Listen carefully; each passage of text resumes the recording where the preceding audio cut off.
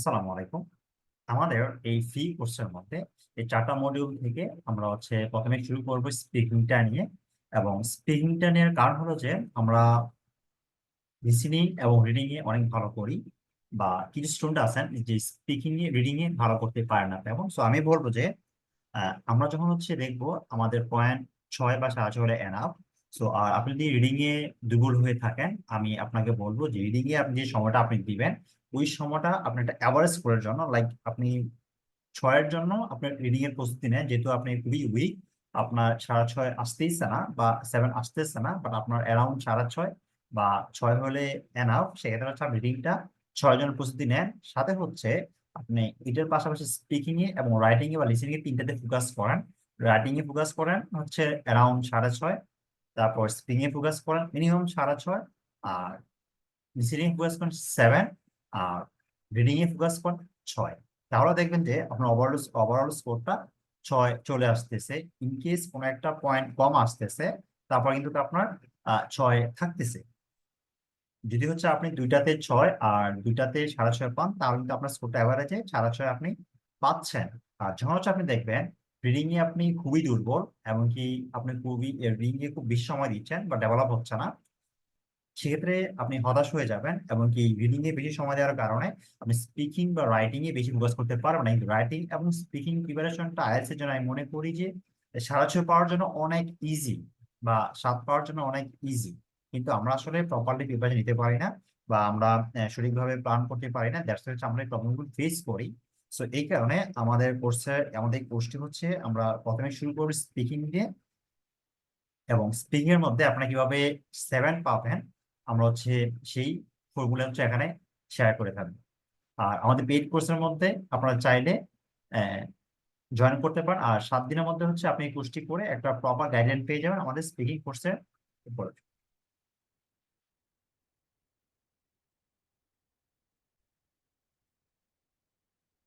আমি স্পিকিং এর মধ্যে আমি একটা আপনাদের সাথে আমাদের প্রিমিয়াম শীট শেয়ার করতেছি, যেটা পার্ট 1 এর জন্য। স্পিকিং এর পার্ট 1 এর মধ্যে আমাদের কোশ্চেন করা হবে ইন্টারভিউ এন্ড ইন্ট্রোডাকশন টাইপের, যেখানে লাইক আমরা 2-3 সেন্টেন্সের মাধ্যমে আমরা অ্যান্সার গুলো করে থাকবো। যদি আমাদের এক্সপ্লেন করতে চাই, দেন আমরা তখন 4-5 লাইনে আমরা একটা অ্যান্সার করে থাকবো। এখন আমাদের প্রথমে জানতে হবে আমাদের পার্ট 1-এ কোন কোন কোশ্চেন গুলো আসে। কিন্তু আমরা স্পিকিং এর মধ্যে সবচেয়ে বড় ভুল যেটা করে থাকি, সেটা হলো যে আমরা কিউ কার্ডে অতিরিক্ত ফোকাস করি। আমরা স্পিকিং প্রিপারেশন মানে বুঝি যে কিউ কার্ড। বিকজ আমরা যখন কোনো একটা ফ্রেন্ড আমরা কমিউনিকেট করি বা স্পিকিং করি, তখন আমরা অনলি কিউ কার্ডকে ফোকাস করে আমরা করি। বাট আদার যেই আমাদের মানে পার্ট 1 বা পার্ট 3 হয়তো বা আমরা কিছু কোশ্চেন করে থাকি, বা পার্ট 1 কে আমরা খুব অবহেলা করি। সেই কারণে আমাদের স্কোরটা কমে যায়। আর প্রত্যেকটা পার্টে যদি আলাদা নাম্বার আছে, যে আপনি পার্ট 1 খারাপ করতেছেন, নাম্বারটা এখানে কমে যাবে। পার্ট 2 ভালো করতেছেন, ঠিক আছে, বাড়বে। বাট পার্ট 3 খারাপ করতেছেন, আবার নাম্বার ওখানে কমে যাবে। তো এভারেজ আপনার খারাপ একটা নাম্বার আসবে। সেই কারণে আপনাকে ইন্ডিভিজুয়ালি প্রত্যেকটা পার্টের মধ্যে ফোকাস করতে হবে, এবং কি ভালো একটা স্কোর নিয়ে আসতে হবে। আর পার্ট 1 এর মধ্যে মজার বিষয় হলো যে আমরা পাঁচ মানে 10টা থেকে 15টা যদি কোশ্চেন করি, 100% এই কোশ্চেন গুলো আমরা কমন পাবো আমাদের এক্সামের মধ্যে। দেখেন, একটা বিষয় যে আমাদের স্পিকিং এর প্রত্যেকটা কোশ্চেন কিন্তু আমাদের কমন, বাট তারপর ভালো আমরা পাই না। বা যেমন রিডিং এর মধ্যে আমাদের কোনো কোশ্চেন কমন নাই, জাস্ট আমরা আইডিয়া নিয়ে যাই।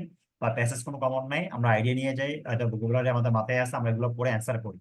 আর রাইটিং এর মধ্যে, স্পিকিং এর মধ্যে আমাদের প্রত্যেকটা কোশ্চেন কমন। ইভেন আমরা যদি স্ট্রাকচার ভালো করে আমরা বলতে পারি বা স্পিকিং ভালো করে আমরা জানি, তাহলে আমরা এখানে খুব সহজে নাম্বার তুলতে পারি। কিন্তু আসলে এই বিষয়গুলো আমরা বেশি ফোকাস করি না। দ্যাটস ওয়াই আমাদের স্পিকিং এ নাম্বার অনেক কম আসে। সেই কারণে আমি আবার বলতেছি যে আপনারা পার্ট 1 অবশ্যই ফোকাস করবেন, এমনকি ফুল স্পিকিং এর মধ্যে ভালো করে ফোকাস করবেন।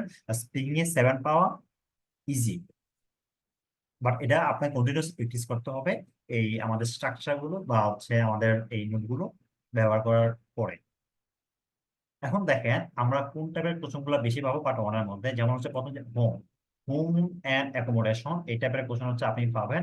আর এখানে আমাদের 10টা মতো মানে কোশ্চেন দেওয়া আছে। আমি মনে করি যে আপনি যদি এক্সাম দেন, যদি আমাদের 10টা কোশ্চেন পড়েন, এই যে এখানে 6টা, 7, 8, 9, 10, এই 10টা কোশ্চেন যদি আপনি পড়েন বা আপনার যদি মাথায় থাকে, তাহলে দেখবেন যে এই 10টা কোশ্চেনের মধ্যে আপনার সবগুলা কোশ্চেন কমন আসতেছে। আর যদিও সেম টু সেম হুবহু কমন নাও পড়ে, মোটামুটি আপনি যদি এই 10টা কোশ্চেন আপনি পড়েন, আপনি অ্যান্সার করতে পারবেন, কারণ আপনার একটা আইডিয়া হয়ে যাবে। সো আইডিয়া থেকে আপনি একটা অ্যান্সার দিতে পারবেন। So, এই কারণে আমাদের উচিত যে প্রত্যেকটা কোশ্চেন একটা আইডিয়া নিয়ে যাওয়া। যখন হচ্ছে আপনার মাথায় আইডিয়া থাকবে, তখন হচ্ছে আপনি ভালো করে এক্সপ্লেইন করতে পারবেন। আরেকটা বিষয় যে আমরা এই নোটগুলো আমরা আমাদের ফ্রি স্টুডেন্টদেরকে আমরা প্রোভাইড করি না, জাস্ট অনলি যারা হচ্ছে আমাদের কোর্সে জয়েন করবে বা জয়েন করে থাকেন, তাদেরকে আমরা আমাদের রিসোর্স গুলো বা আমাদের নোটগুলো শেয়ার করে থাকি। বাট আপনাদেরকে যেহেতু হচ্ছে একটা গাইডলাইন দিচ্ছি, সেক্ষেত্রে হচ্ছে আমি এটা শেয়ার করতেছি যে আপনারা এখান থেকে পড়ার একটা আইডিয়া পেতে পারেন। ঠিক আছে, সো আমরা হচ্ছে এইভাবে এই কোশ্চেন গুলো আমরা যদি আমরা পড়ি, তাহলে হচ্ছে আমাদের এই একটা প্রিপারেশন হয়ে যাবে। এমনকি আমরা হোম অ্যান্ড অ্যাকোমোডেশন নিয়ে যদি আমাদের কোনো কোশ্চেন করা হয়, তাহলে হচ্ছে আমরা খুব সহজেই আমরা অ্যান্সার করতে পারবো। তো আমাদের টপিক হচ্ছে হোম অ্যান্ড অ্যাকোমোডেশন, এটা একটা টপিক। দেন হচ্ছে হবিস অ্যান্ড ফ্রি টাইম।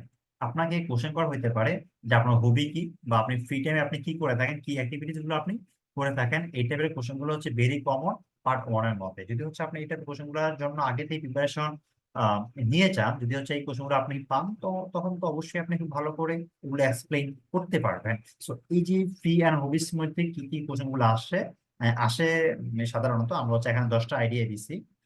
চাইলে how did you get into your hobby, ঠিক আছে। সো এগুলো হচ্ছে free times and along with others. যে do you prefer spending your free times along or with other, যে আপনি আপনার ফ্রি টাইমকে আপনি একাকী বা নিজের মতো স্পেন্ড করতে পছন্দ করেন, নাকি হচ্ছে বন্ধু বান্ধব বা অন্যান্য জনের সাথে স্পেন্ড করতে আপনি পছন্দ করেন, প্রিফার। সো এই হচ্ছে আমাদের মানে কোশ্চেন গুলো। যদি আপনি এই কোশ্চেন গুলো পড়েন, তাহলে আমি মনে করি যে আপনার পার্ট ওয়ানে আর অন্য কোনো কিছু পড়া লাগবে না, জাস্ট অনলি এগুলো ফলো করলেই আপনার হয়ে যাচ্ছে। তো এই হচ্ছে আমাদের কোশ্চেন। সো আপনি একটু, আমি একটু দ্রুত যাচ্ছি, বিকজ এগুলো যদি আমি রিডিং করে পড়ি এখানে অনেক সময় যাবে। সো আমি জাস্ট আপনাদেরকে দেখাচ্ছি যে আপনারা কিভাবে এগুলো পড়বেন, ঠিক আছে। সো বা কিভাবে এই আইডিয়া গুলো আপনারা নিবেন। দেন হচ্ছে work and study. Work and স্টাডিটা হচ্ছে অনেক পপুলার, যদি এজ এ জব হোল্ডার হিসাবে আপনি বলতে পারেন, বা এজ এ স্টুডেন্ট হিসেবে আপনি বলতে পারেন স্টাডি নিয়ে। সো স্টাডি এবং ওয়ার্ক, এই দুটো নিয়ে হচ্ছে আমরা অনেক কোশ্চেন পাই। কোশ্চেনগুলো কি হয়ে থাকে, do you work or are you a student. So আপনি জব করেন নাকি হচ্ছে আপনি একজন স্টুডেন্ট। যদি আপনি স্টুডেন্ট বলেন, তাহলে হচ্ছে আপনি স্টুডেন্ট রিলেটেড আপনাকে কোশ্চেন করা হবে। যদি আপনি বলেন যে I M A job holder বা আমি জব করি, তাহলে হচ্ছে আপনি জব রিলেটেড পরবর্তী কোশ্চেনগুলো করা হবে। সো এই হচ্ছে আমাদের 3 number topic, work and study.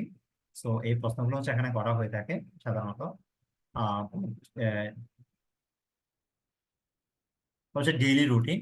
যে ডেইলি রুটিন নিয়ে আপনাকে প্রশ্ন করা হইতে পারে। ডেইলি রুটিনের জন্য আপনি কি কি প্রশ্ন আপনি করে যেতে পারেন, যে what is your typical daily routine.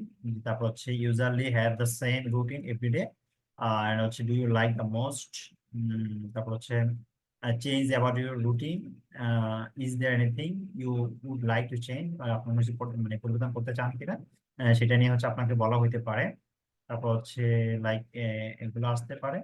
তারপর হচ্ছে উইকেন্ড রুটিন লাইফ। তারপর হচ্ছে so এটা হচ্ছে আমাদের একটা জাস্ট মানে এগুলা যে আপনার সেম টু সেম আসবে এরকম না।